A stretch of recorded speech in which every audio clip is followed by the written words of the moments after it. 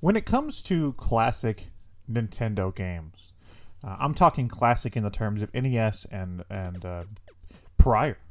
Um, you probably think of games like Super Mario Bros., Donkey Kong, The Legend of Zelda, Metroid, Dr. Mario even. There's Balloon Fight. There's all sorts of games that I would consider iconic for the company from that era.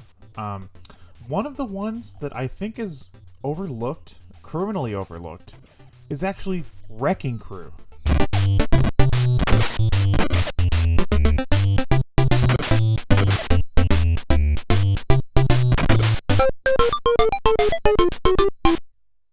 Wrecking Crew was a game that was designed by Yoshio Sakamoto.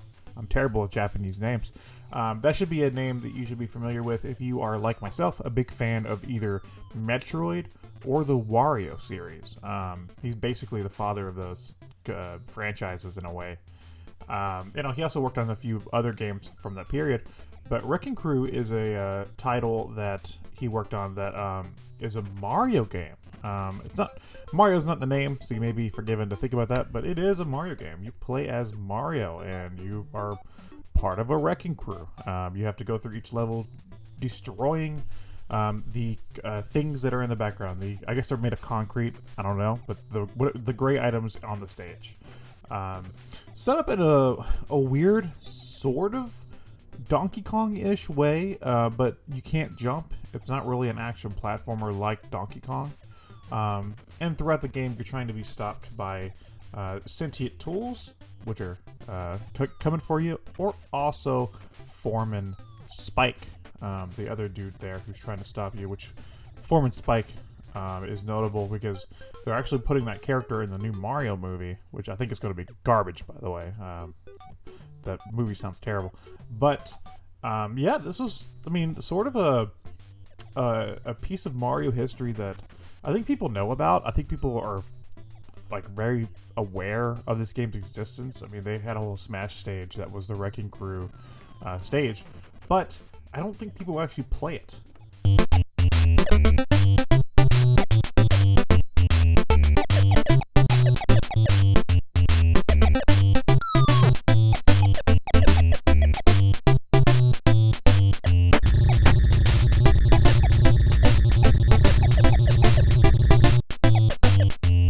This game's very fun.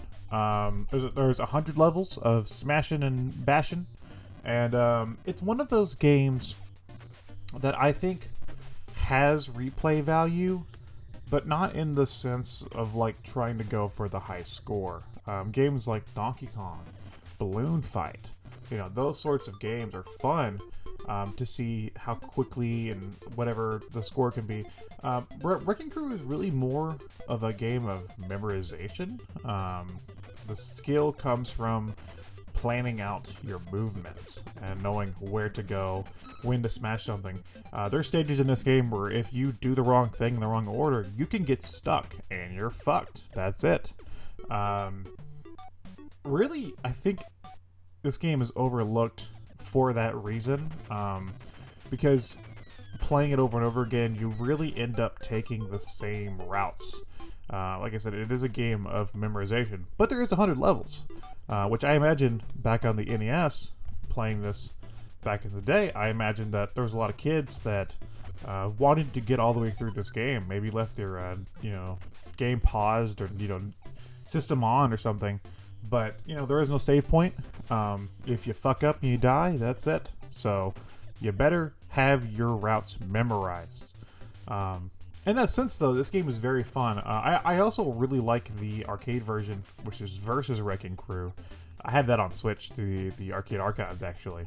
That's a lot of fun, too. I actually like that version possibly more.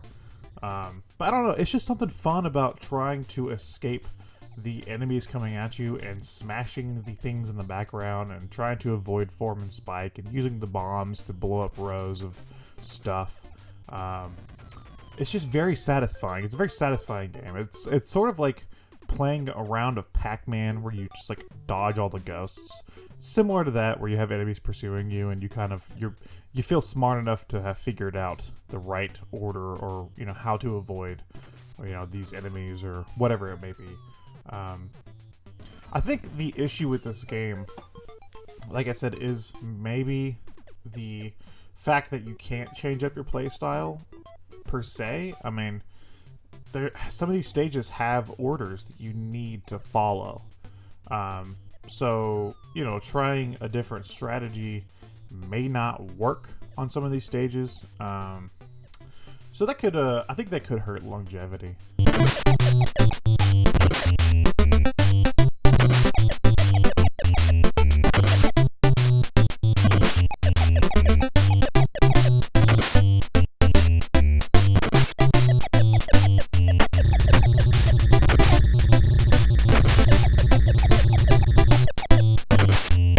But I do think this is one of the overlooked NES games. There's a handful of them that you may know the name of, like this game, like Mock Rider. I love Mock Rider.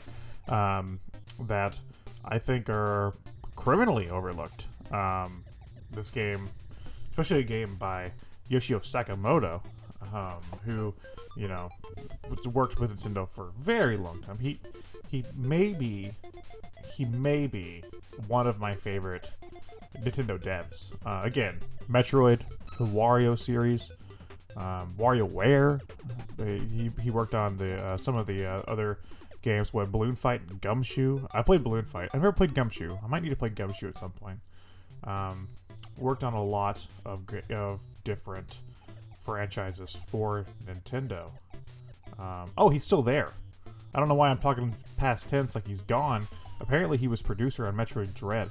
So the man's still there. And I think if you are a fan of some of his games, I'm trying to look at some of his other games that weren't Metroid or Wario.